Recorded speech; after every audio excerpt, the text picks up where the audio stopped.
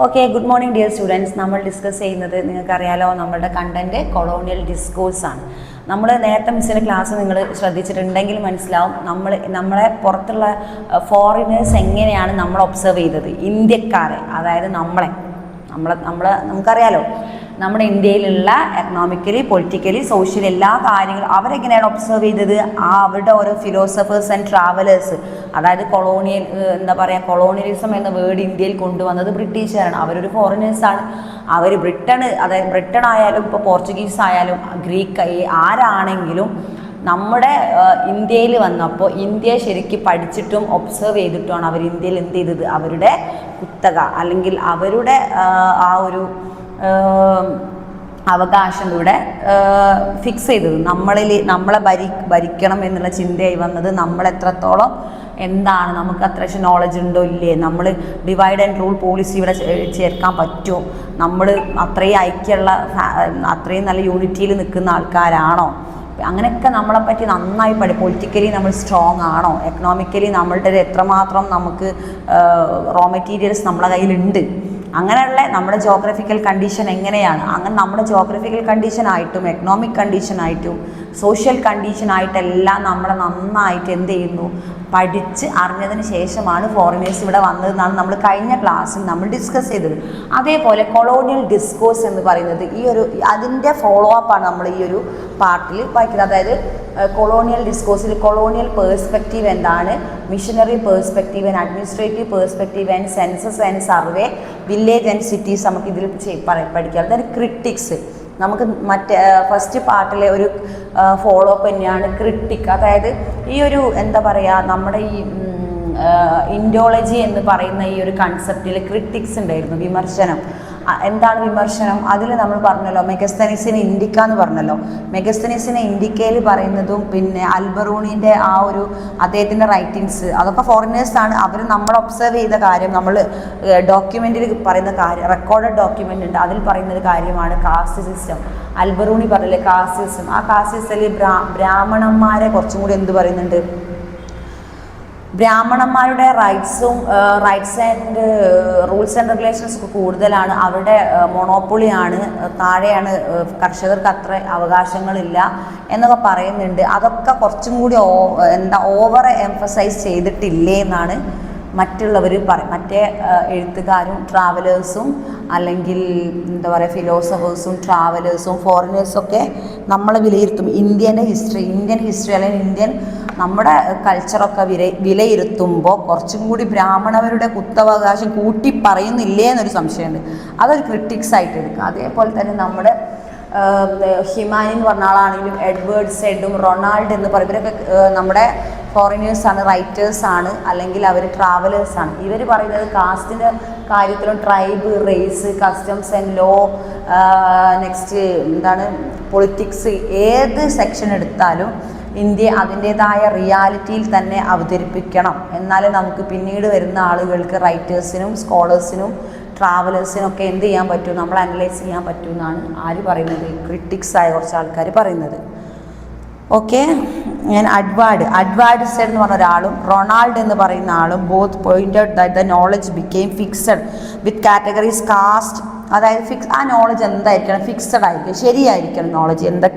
എന്തിൻ്റെയൊക്കെ അടിസ്ഥാനത്തിലാണ്, caste, race, tribe, ritual, customs, law and political institution and occupations having a timeless essence, especially text of Hinduism written the Sanskrit. നമുക്കറിയാം ബ്രാഹ്മണന്മാരുടെ പ്രധാനപ്പെട്ട ഭാഷ സംസ്കൃതമായതുകൊണ്ട് തന്നെ സംസ്കൃതത്തിലാണ് പല ഗ്രന്ഥങ്ങളും രചിക്കപ്പെട്ടത്. അതുകൊണ്ട് തന്നെ മിസ് ഇപ്പോൾ പറഞ്ഞ റൈസ് ആയാലും ഇവരുടെ caste, tribe, race, customs, law, political, അങ്ങനെ എല്ലാ കാര്യങ്ങളെ പറ്റിയും പരാമർശിക്കപ്പെട്ടത് ഏത് ലാംഗ്വേജസിലാണ്, സാൻസ്ക്രിറ്റ് ലാംഗ്വേജിലാണ്.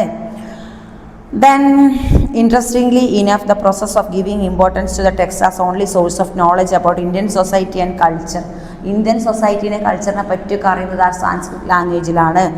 And little attention was paid of the actual lived reality of people in the society. ശരിക്കും real life in normal people, സാധാരണ ജനങ്ങളുടെ ശരിക്കുള്ള യഥാർത്ഥ ജീവിതം കറക്റ്റായിട്ട് സംസ്കൃത ഭാഷയിലാണെങ്കിലും ചില സഞ്ചാരികൾ നമുക്ക് കറക്റ്റായിട്ട് അനലൈസ് ചെയ്തിട്ടുണ്ട് എന്നാണ് പറയുന്നത്. ഇൻഫ്ലുവൻസ് ഓഫ് ഇൻഡോളജിക്കൽ ഇതൊക്കെ തന്നെയാണ് അതിന് ഇൻഫ്ലുവൻസ് എന്ന് പറയുന്നത് അല്ലേ. The post Plassey onward find the knowledge of Persian Sanskrit and vernacular text that enable to common analysis of society and culture of India. The depth of range of Indian history, philosophy and religion came to know of through the transaction that we being to early scholars. Alexander Dow, the first translator of Persian history to India, deriving the understanding Hinduism. അതായത് Persian ഭാഷയിലൊക്കെ രചിക്കപ്പെട്ടിട്ട് Indian ഭാഷയിലേക്ക് അത് തർജ്ജമ ചെയ്തിട്ടാണ് നമുക്കത് മനസ്സിലാക്കിയെടുക്കാൻ പറ്റുന്നത്. Okay,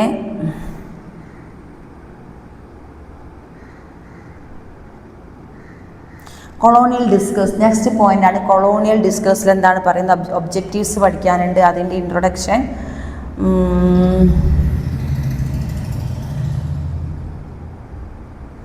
objectives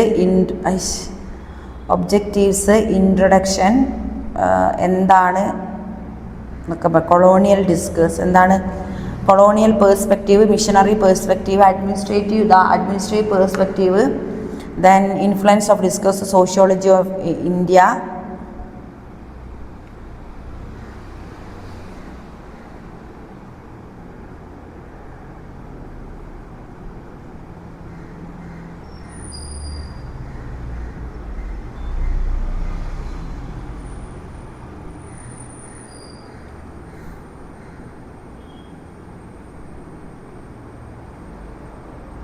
എന്താണ് colonial perspective introduction? In the previous unit the ideological discourse the learned about how the ideological perspective provide concept and theories and framework. നമ്മൾ കഴിഞ്ഞ ക്ലാസ്സിൽ പഠിച്ച് എങ്ങനെയാണ് നമ്മുടെ ഈ നമ്മൾ ഇന്ത്യയെ പറ്റി പല ഫോറിനേഴ്സും സ്കോളേഴ്സും ഒക്കെ നമ്മൾ അനലൈസ് ചെയ്യുന്നതിൻ്റെ കാര്യങ്ങളൊക്കെ നമ്മൾ പഠിച്ചു. അതേപോലെ emerged the study of Indian civilization by different scholars. The primary adopted historical and comparative approach. നമ്മുടെ ആദ്യം തന്നെ പ്രൈമറി ലെവലിൽ നമ്മളെ ഇന്ത്യൻ സിവിലൈസേഷൻ അല്ലേ, ഇന്ത്യൻ സംസ്കാരത്തെ പറ്റി പഠിക്കുന്നത്.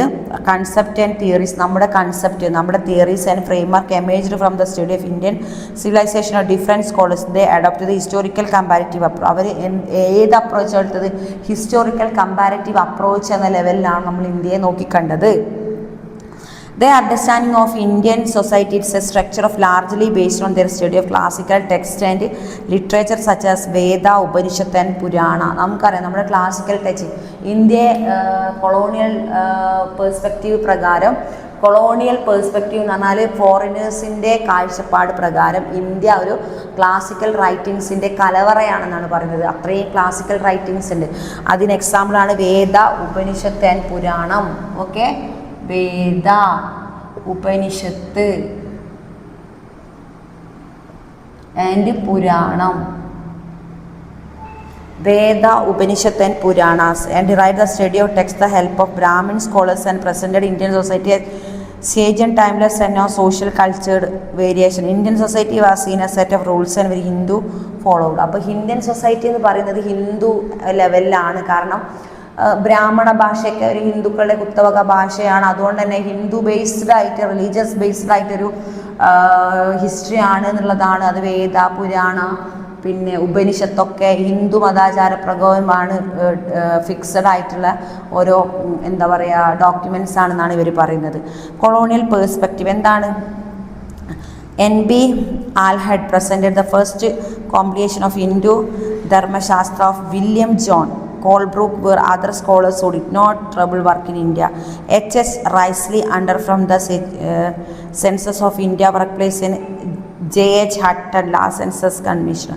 അതായത് ഇന്ത്യയെ ഏത് തരത്തിൽ കൊളോണിയൽ പേഴ്സ്പെക്റ്റീവ്, മറ്റുള്ള ഫോറിനേഴ്സിൻ്റെ പേര്, നമ്മളെ പിന്നെ ഇന്ത്യയെ പറ്റി എന്ത് പറഞ്ഞത്, കാഴ്ചപ്പാട് പറഞ്ഞ ഫോറിനേഴ്സിൻ്റെ കുറച്ച് പേരുകൾ മിസ് ബോർഡിൽ എഴുതി തരാം. ആ പേരുകളൊക്കെ നിങ്ങൾ എന്ത് ചെയ്യണം?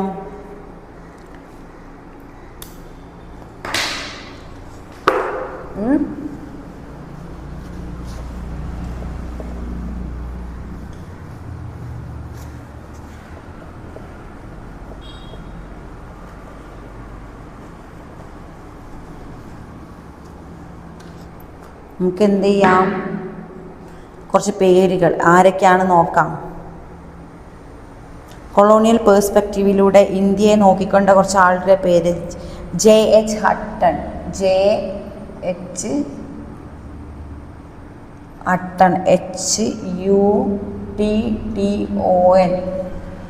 JS Hutton and Fraser and Tylor.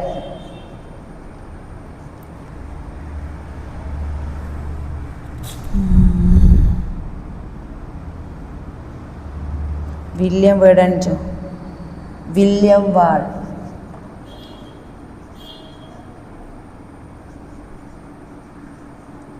William വേഡ്സർ, John shore.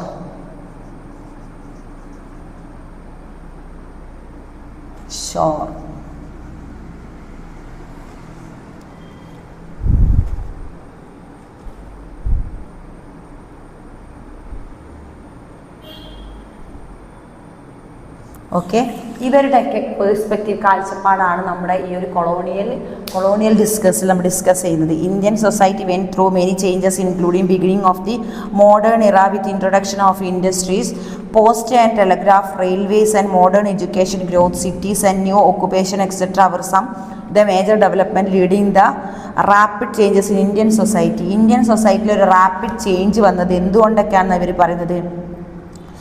Indian economy politely change in tremendously. പെട്ടെന്ന് ഒരു സാവധാനത്തിലുള്ള വളർച്ചയാണ് ഇന്ത്യയിൽ ഉണ്ടായത്. Indian society went through the many changes including beginning of the modern era introduction industries, post and telegraph, പോസ്റ്റും ടെലഗ്രാഫിൻ്റെ development, പോസ്റ്റിൻ്റെ ഡെവലപ്മെൻറ്റ്, മോഡേൺ എഡ്യൂക്കേഷൻ്റെ development, growth of cities and new occupation കണ്ടുപിടിച്ചത്. ആൻഡ് ഇതൊക്കെ തന്നെയാണ് the major development leading to rapid changes Indian society. Indian society പെട്ടെന്ന് റാപ്പിഡായിട്ട് change ആവാനുള്ള കാരണം okay the causes, CAUSE causes. കാരണങ്ങൾ ഏതൊക്കെയാണ്? എന്തിനുള്ള കാരണങ്ങളാണ് rapid change in Indian society? Miss ഇവിടെ എഴുതി തരാം. Rapid cause, rapid change in Indian society. Okay, rapid ചേഞ്ചിന് എന്തൊക്കെയാണ് ഏതൊക്കെ കാരണം കൊണ്ടാണ് പെട്ടെന്ന് ഇന്ത്യ ഇതായത് എന്ന് പറഞ്ഞ് നോക്കാം നമുക്ക്. ടെലഗ്രാഫ്, ഒന്ന് ടെലഗ്രാഫ്.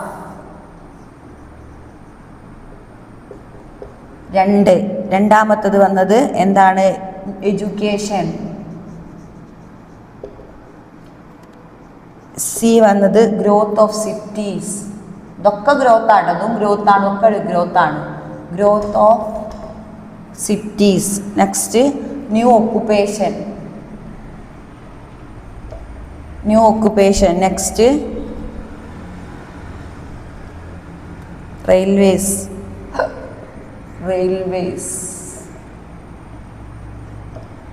ഓക്കെ, അപ്പോൾ telegraph, education, growth of cities and growth, new occupation and railways. അപ്പോൾ ഇത്രയും നല്ല കുറേ ഘടകങ്ങൾ കുറച്ച് മിസ് ചെയ്തിട്ടുള്ളൂ ബോർഡിൽ. ഇതൊക്കെ rapid changes in Indian society എന്നാണെന്ന് ആരാണ് പറയുന്നത്? കൊളോണിയൽ ഡിസ്കേഴ്സ് എന്ന് പറയുന്ന ഒരു ഇതിൽ JH Hutton, Fraser, Tylor, William Ward and sir John Shore, ഇത്രയും ആളുകൾ ഇന്ത്യയെ പറ്റി അനലൈസ് ചെയ്തതാണ് നമ്മൾ ഈ ഒരു കൊളോണിയൽ ഡിസ്കേഴ്സ് എന്ന പാഠഭാഗത്തിൽ ചർച്ച ചെയ്തത്.